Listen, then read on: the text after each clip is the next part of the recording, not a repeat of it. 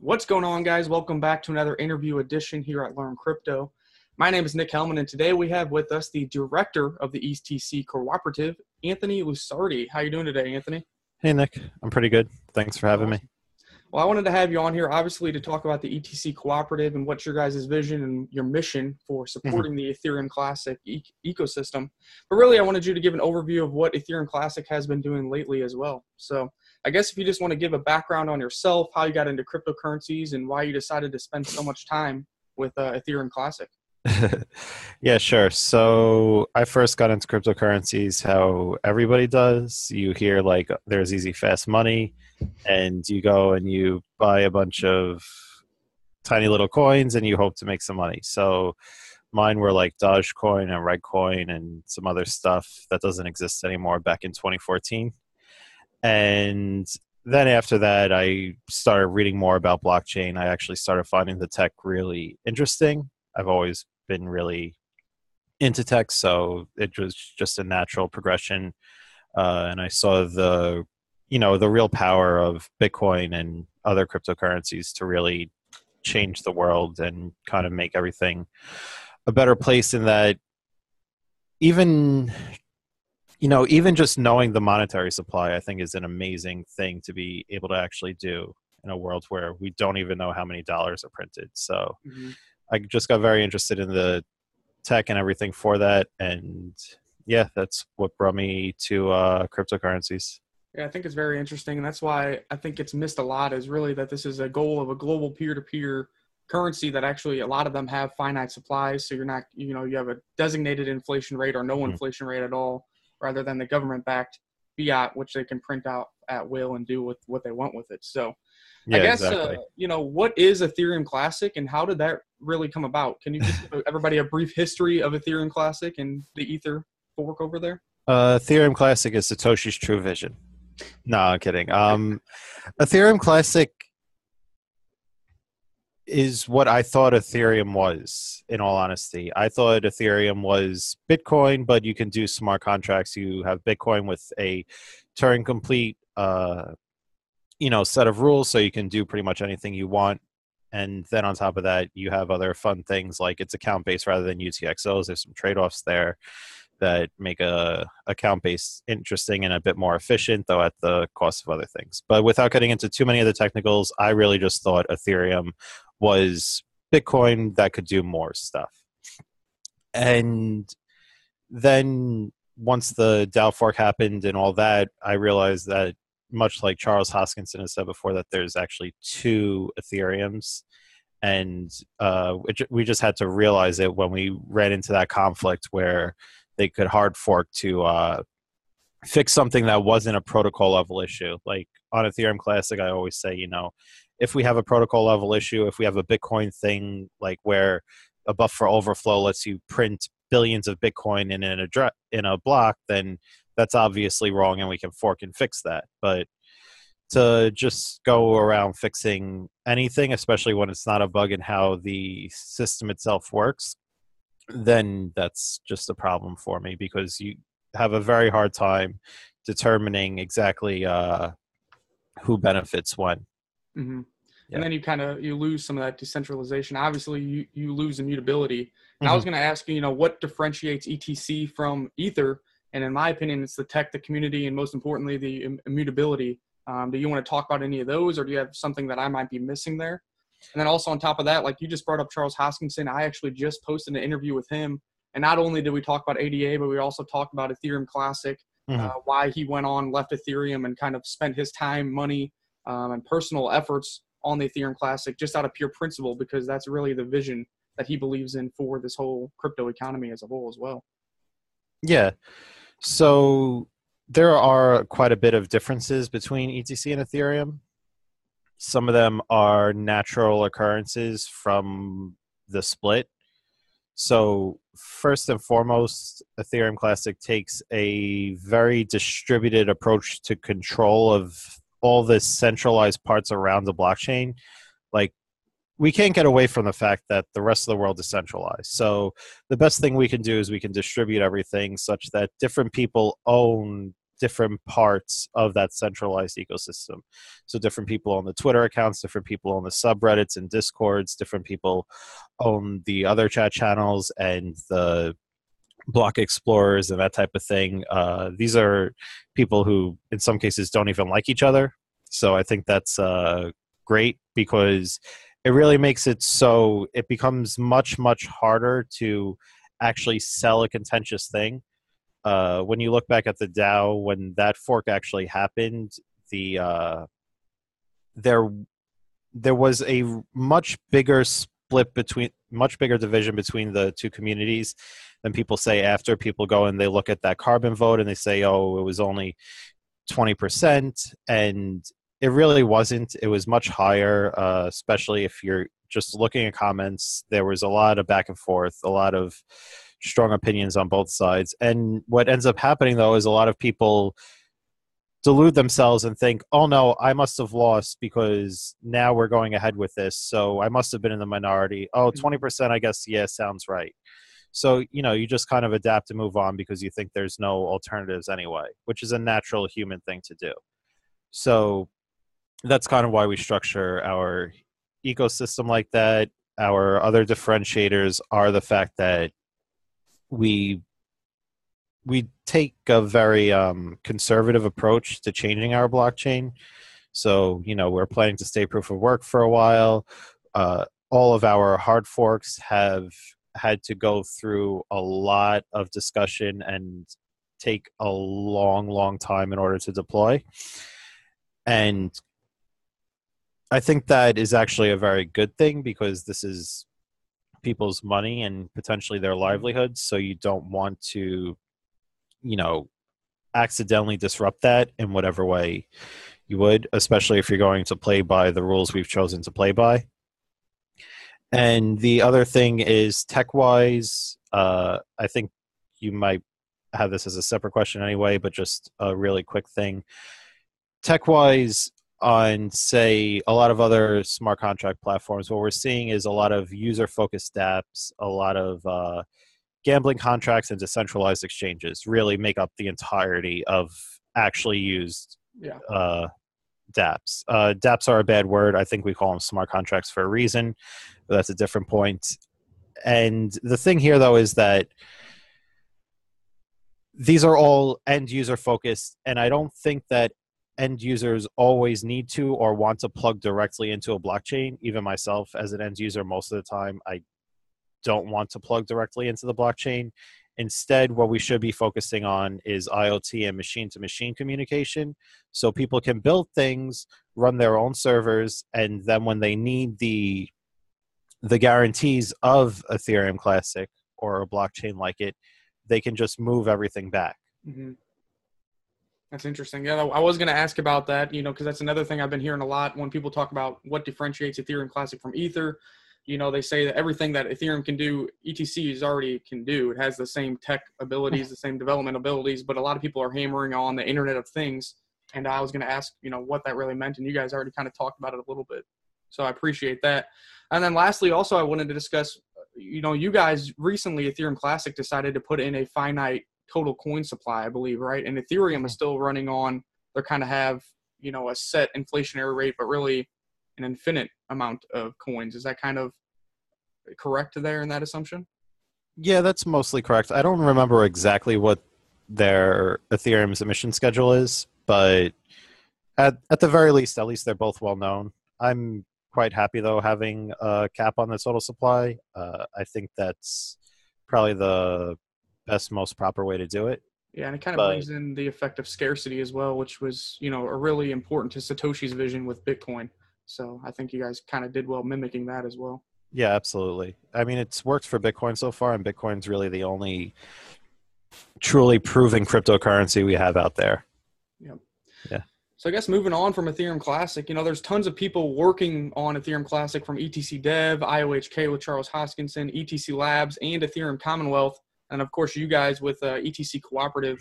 What is your main goal that your group is working towards over there at ETC Cooperative? Like, what's your role in this ETC ecosystem, and how are you guys moving it forward? So the ETC Cooperative wears a lot of hats. For example, we're planning the ETC Summit in Seoul in South Korea in September 12th and 13th. So if anybody wants to go, that's a little ad for you. ETCsummit.com, check it out. But what we're trying to do really is we're trying to support the community. We're trying to build things and incorporate ETC where it's helps users. So for example, right now we are working to get ETC in more Ethereum-based projects so that when users want to use tools, they can. We're working on producing projects that make it easier to use and access ETC. Like, for example, we're now running EtherHub, the Block Explorer, and that's based on some open source stuff. We've made some contributions there. We're working on a lot of things where there's just all these little pain points that make blockchain hard to use, and we're just trying to make them easier. And then on top of that, we're basically trying to do a liaison thing between the different teams. We're trying to get the different teams, even though they're independently funded and work separately from each other, we want to make sure that they have some overlap, that they're at least, talking to each other well and cooperating so that ETC in general can move forward to the best of its abilities. Yeah. And yeah, that's what we're doing. And I really think the projects that are going to win here in the crypto space, you mentioned it a little bit, are the ones that allow mass adoption to occur. Their code base is correct, but they create general user interfaces that are easily accessible by those who aren't really tech or don't know a ton about cryptocurrencies. They're able to use the projects that ETC Cooperative is trying to help build and help get out to mainstream. And that way they don't need to know the tech behind the blockchain, but they're able to integrate with this great technology that's coming out. Yeah, exactly. So, and I'm looking at your board of advisors over here, and you guys have Igor and Charles Hoskinson and Barry Silbert and yourself and so many others. And I really think that goes to just show, in my opinion, how undervalued and misunderstood Ethereum Classic is so far.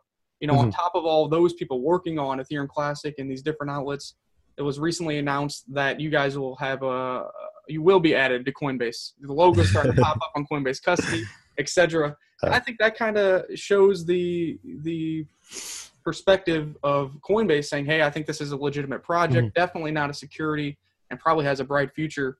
I don't know how you feel about that. I mean, everybody's talking about Coinbase, how they think that's exciting, etc. I just think it's another step in the right direction for people to finally get a grasp on what Ethereum Classic is, and maybe for it to have some actual price realization and utilization realization. Even though you guys seem, if you look at how many transactions and stuff that's going on in your blockchain, you guys are right up there with the big dogs. Market caps around 15 or 16. Yeah, that's the difference in having a gigantic marketing budget and a small marketing budget. ETC has a small marketing budget right now, so it's obviously improving a lot. ETC Cooperative, we're now focusing on helping increase awareness there, but that's really what you see. And I think Coinbase adding ETC is completely sane and rational. So they've only added proof of work coins so far, and they've only added the top volume proof of work coins. So if you go on CoinMarketCap and you don't look at CoinMarketCap and you go look at that second page on volume over 30 days, we are the next one in order there. It's a really common sense thing. And, there are other people who go, oh, my other coin, it has a market cap 10 times the size of Ethereum Classic. How is it not added? Well, it has no volume. Nobody's actually using it or sending it.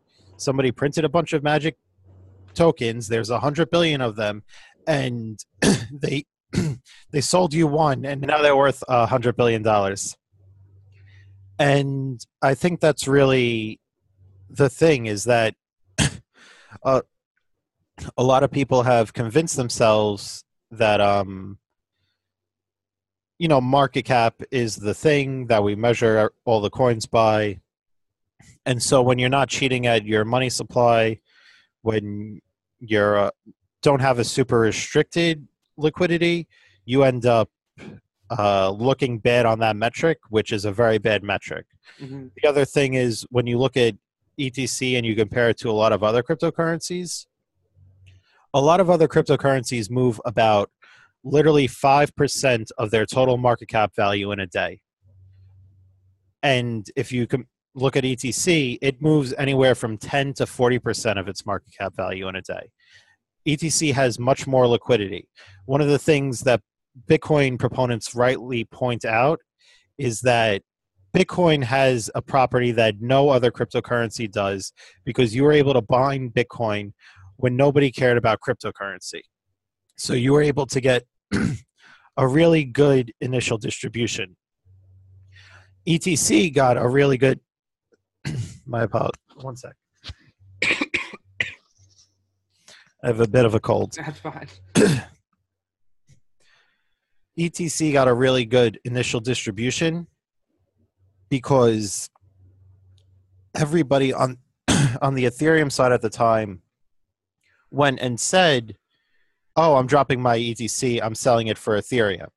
So all these coins that were locked up, including many that were held by founders on the Ethereum side, got dumped on the network. And everybody thought also, well, some people thought, oh, that's going to tank the price. That's going to, make this drop to zero so that nobody wants to buy it. That didn't happen. I think they actually were right in that approach relatively suppresses the price compared to other cryptocurrencies. I'm obviously not a financial analyst, so this isn't financial advice. But I think long-term, that makes ETC much more valuable, much more like an actual currency. Mm-hmm. Because a lot of things, you look, for example, at Ripple, and they have 100 billion tokens, and there's probably about 3 billion actually circulating. So you should really be looking at that 3 billion number. Mm-hmm. And yeah, I just think that that's one thing, though, that long-term will make ETC much stronger in that it has that very good initial distribution, even if it came from not so good motivations. Yeah, I agree with you on the distribution. Also, with it being a proof of work coin, it continues to have a solid distribution with miners all over the world, different pools, etc., getting their piece of the pie. And yeah, like you said, I think that market cap gets over analyzed sometimes. If something just comes to market from a fork, oh, now it's worth $500 million, like a lot of these BTC forks, just comes out of thin air. Mm-hmm. And also, a lot of people get caught up in unit bias, where they're like, oh, something's 10 cents, that's cheap, when they're not really looking at the circulating supply, the total supply, and how those dynamics really work together. Actually, a mathematical algorithm is what they need to be looking at, rather than, oh, Ripple's 30 cents, it can go to 10,000 like Bitcoin. And it's like, nah, it really can't. It really so can't. We try to explain that, and a lot of new investors kind of get caught up on that. So we try to preach that a lot as well. Yeah. Going back to what you guys do at a ETC Cooperative, I noticed you guys had like an investment objective and a spending policy that focuses on development, marketing, community, which we discussed. Mm-hmm. Are you transparent in that spending, and where do those funds come from? So yeah, we're very transparent. Those funds right now, they've come from Grayscale's Ethereum Classic Investment Trust. There's I believe they collect a 3% fee. We get 1% of that. And then we've also gotten donations. We got a donation from Digital Finance Group, and we're obviously seeking other donations. We're going to be nonprofit in around October, hopefully, as long as the IRS approves. And so we're hoping to ramp up donations and get more money from more diverse groups going forward too. As far as how transparent we are on where we put the money, we published a mid-year review in end of June, early July, early this month, and that basically covers every major place where we spent money. That's all. And I'm assuming that's on your website. I'll have the links to all of the websites, the Twitter. Yeah, it's on the website under resources. Yeah, I'll go ahead and throw all those links in the description below. So if you want to send those over to me on Twitter or email, I'll do that for you. And I think that's really interesting because you guys created a treasury almost for ETC without actually having to build it into the block reward system, kind of like what Zcash does, where they take 20% of the block reward. Yeah. You guys are doing that through the Grayscale financial products that they do via their OTC market. And as long as people keep investing over there, which it seems they are, more and more institutions are coming in play, you guys at ETC Cooperative will continue to have funding to continue development, marketing, etc. for Ethereum Classic, which I think is pretty exciting. Yeah, absolutely. It is. Well, that's really all I had to cover. So is there anything we really failed to discuss regarding Ethereum Classic or ETC Cooperative that you think is important to bring up now? No, I think we're pretty good there. Yeah. I think we covered a lot. Yeah, lastly then, guys, like he already mentioned, the ETC Summit is in Seoul, Korea, September 12th to 13th. I need to figure out a way to get over there and the cost of that, but I'm sure you have more of that information on your website too, so make sure to look at that if you're interested. And you know how much Korea really loves the cryptocurrencies, so for those of you who are speculators, maybe that summit will drive some more interest to the Ethereum Classic blockchain and its utilization. As we always say, the utilization of a network usually drives price appreciation over the long term. So I'll be excited to see how that works out for ETC. So Yeah, absolutely. And for the ETC Summit, if it entices anybody, tickets are now free. And if you aren't able to attend in person, we're going to have a live stream on YouTube anyway. So, yeah.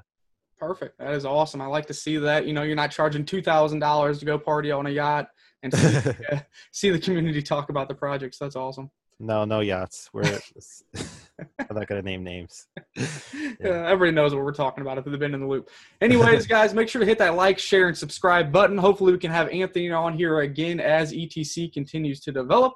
And until next time, stay tuned for your daily updates on cryptocurrencies right here at Learn Crypto. LearnCrypto.io is the pathway to your understanding of cryptocurrencies. At our website, you can learn about the grandfather of technical analysis, Richard D. Wyckoff, purchase our Cryptocurrencies and Wyckoff trading course, and read our daily updated blog. You can also find the link to our YouTube channel, where you will get technical analysis and fundamental research about cryptocurrencies on the daily. If you are too busy with family, retirement, work, or all of the above, then just click on our Crypto PCG link and allow us to manage your cryptocurrency portfolio for you. You give us trading APIs so we can enter orders and manage your portfolio, but cannot withdraw or transfer any of your coins or funds. We manage clients' portfolios for a respectable 3% annual fee, which is billed in 1/4 quarterly installments. Don't hesitate. Contact us today, because with these 24-hour, 7-day-a-week crypto markets, it helps to have a professional as a part of your team.